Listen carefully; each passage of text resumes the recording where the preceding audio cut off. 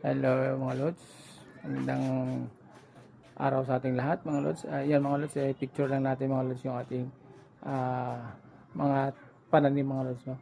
Ayan, at yung ating yung ating mga atis mga lods. No? Ito yung mga atis natin, ayan ayan yung mga bunga niya mga lods. So, yan, yan, pinagtsagaan natin silang alagaan mga lods. Ayan, yung mga bunga na sila ito.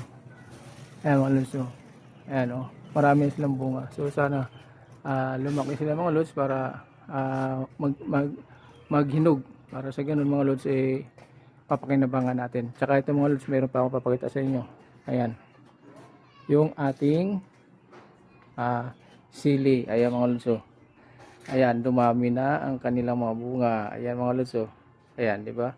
Ito yung pinagtiyagaan natin mga lods, kahit sa isang paso lang ay mahitik ang bunga niya mga lods. Ayan, napakadaming bunga ng sili natin mga lods. So, tingnan nyo, kailang wala pa siyang hinog, pero kahit pa paano mga lods ay napapakinabangan na natin yan. Ayan, dami ayan ayan mga lods, lalaki no, mga haba. Ayan mga lods.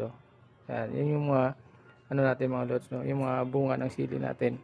At siyempre ayan mga lods, sa ano lang yan, sa isang galon lang ng plastic yan natin nilagay. Pero tingnan nyo naman, yun yung pagtsatsaga natin mga lods, kahit pa paano nakita natin yung ating pagtsatsaga at nagkaroon na siya ng bunga. Ayan mga lods, tapos ito na mga papaya natin mga lods, tingnan nyo, lumalaki na yung papaya natin. Ayan diba, nasaan siya? Nandyan lang siya sa isang ayun, ano ng galon. Ayan mga lods, dyan lang namin nilagay yan. Pero ayan, lumalaki na siya mga lods. Ayan, marami pa tayo mga sili mga lods, yung iba namumulaklak pa rin. Ayan. Tapos ito naman yung kamatis natin mga lods, no? Ayan, sa pagtsatsaga lang mga lods, no? Tsagaan lang talaga kahit saan tayo.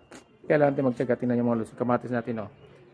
Namumulaklak na rin siya. Wow, di ba mga lods, no? Di ba? Nakakatuwa mga lods, di ba? Yung mga kamatis natin ay, no?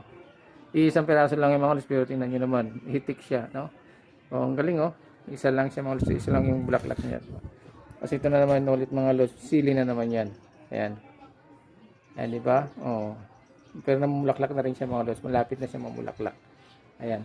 So mga lods, di ba? Sa ano natin, sa lahat ng pagkakataon, sa lahat ng ano natin mga lods, kailangan na talaga natin magtiyaga. Hindi pwedeng aasa lang tayo mga lods sa kung anong sa kung anong ibibigay sa atin. Dapat meron tayong sariling pinanggalingan at pinaghuhugutan. Ayan mga lods, no? Ayan, diba, napakaganda niya, no? Diba, nalaki ng mga ano natin. So, ayan mga lods, no? At siyempre, thank you very much po. Thank you for watching sa lahat. Good morning po mga lods, no? Thank you for watching. Bye-bye.